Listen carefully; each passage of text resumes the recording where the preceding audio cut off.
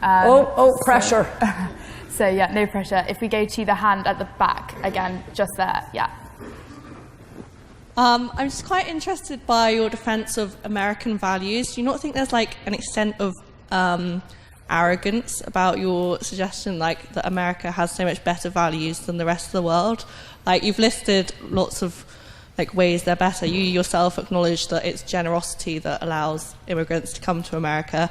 What right do you think you necessarily have to tell other cultures that your supposed values that allow like Hillary to be like essentially like her whole campaign devalued on account of her being a woman? Like, you can say what you want, that they didn't happen, the hate crimes, but people are huge amounts of like racism in your police force, in your like systematically across the country. Do you really think these are like better values than the rest of the world, that you can't learn anything from immigrants? No, I don't think, yes, we can learn some things from immigrants, but the question, as I understand it, is why do you want to spread your values to the rest of the world? Look, that's fine. That's fine, okay, if they don't want them, I'm really fine. I was America first before Trump was America first. I really just want to take care of our own country. But we are bringing in values that are demonstrably at odds and with a majority of Americans, the treatment of women and children, the honor killings, the clitorectomies, the ripping off of government programs. I mean, we're dealing with crimes that our police force, we have no immunity to it. We're not used to this kind of thing. It's manifestly obvious that certain different ethnic groups excel and different cultures excel at different kinds of crimes. We're used to, for one thing, we're used to criminals being dumb, which has been a great advantage. You know, they kill their spouses for $10,000 of insurance money and leave their DNA all over the place. No, now we're getting criminals who have high IQs. They come from cultures where it's not embarrassing to be a criminal. It's great, it's cool, you ripped off the government. I mean, our government programs are like a Disneyland for immigrants. One of the things the Iraqi and the Mexican woman who honor killed their daughter for dating a black kid, one of the things he was on the tape saying was, oh, I love America, it's so great, I can game all these welfare programs. I mean, that goes into the idea of a country being a family and caring about one another. It's one thing when we are paying in enormous taxes in order to take care of, you know, somebody else's kid who's born without a liver or born with spina bifida. Okay, you know, this is what we're agreeing to. We're all Americans. We're in this together.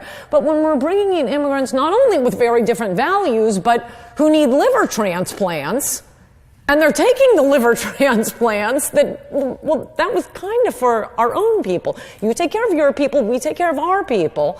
And I'd also say, since this is the last question, just let me expand and say one more thing. I mean, the left loves to talk about diversity. I mean, I think I'm the person who truly loves diversity. I want to go to England.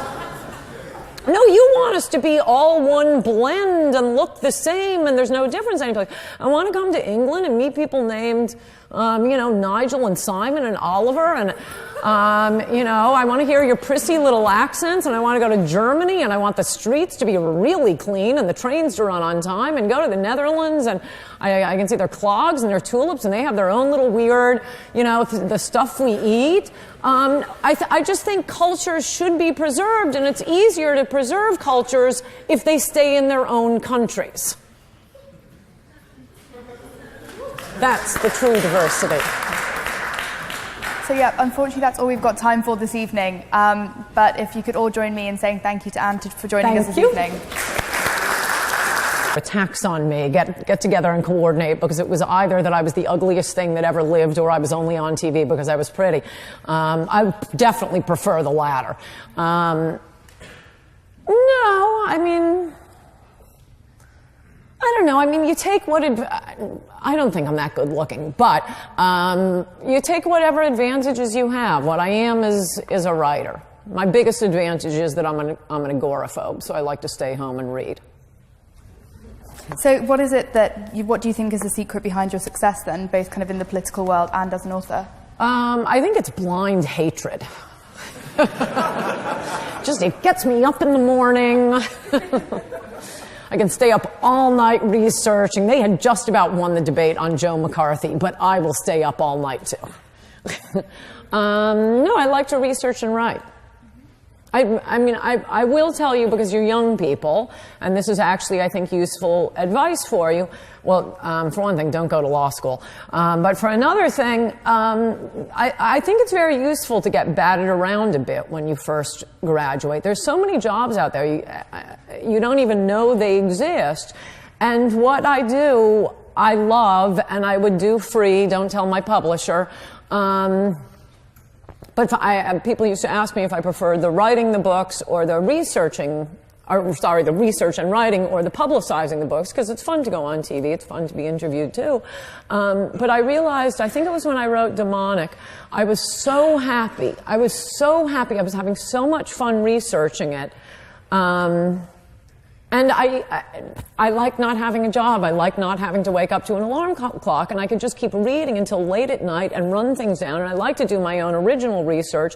I don't believe secondhand sources. As you'll know if you read Demonic, I went back to get, which wasn't easy, the actual trial of Marie Antoinette, because the secondary sources from, allegedly impressive historians there were slight discrepancies, particularly about her son being able to testify, and I didn't think he could talk. But anyway, I ordered the transcript, and it was really fun. I feel like a detective. And I put a lot of work into them. So anyway, that's a long way of saying I get more prolix when I haven't had a cigarette. I'll try to speed it up. Do what you love and you'll be good at it. Don't just go into something because this is what you always thought you were going to do. Because I did go to law school. What a waste of time that was.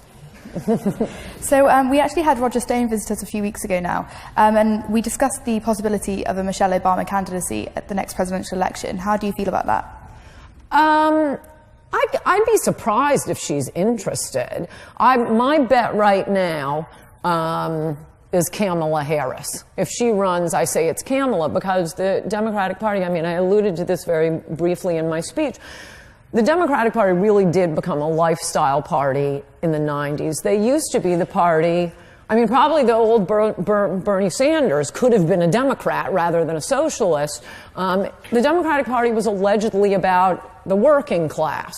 And man, it must have pained them to have to pretend to care about people who live in Indiana, because the Democrats do not give a crap about the people between Los Angeles and New York. Don't give a crap about them.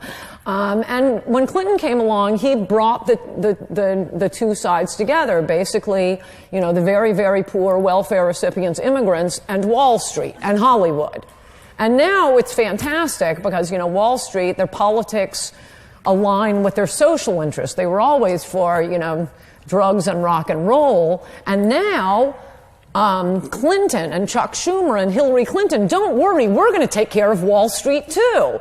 So that, leaves the entire middle part of the country,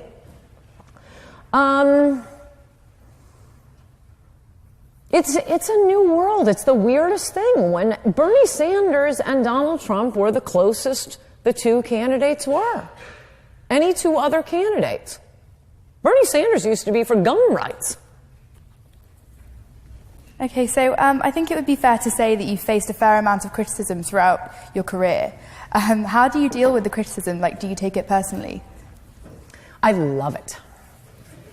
I like the cleverer attacks better, and that's why I genuinely do like speaking on college campuses. I wrote about this at the beginning of one of my books. I think if liberals had any brains, they'd be Republicans. I wrote about my college speeches, and it was quite noticeable to me. I probably have given more college speeches than anyone else.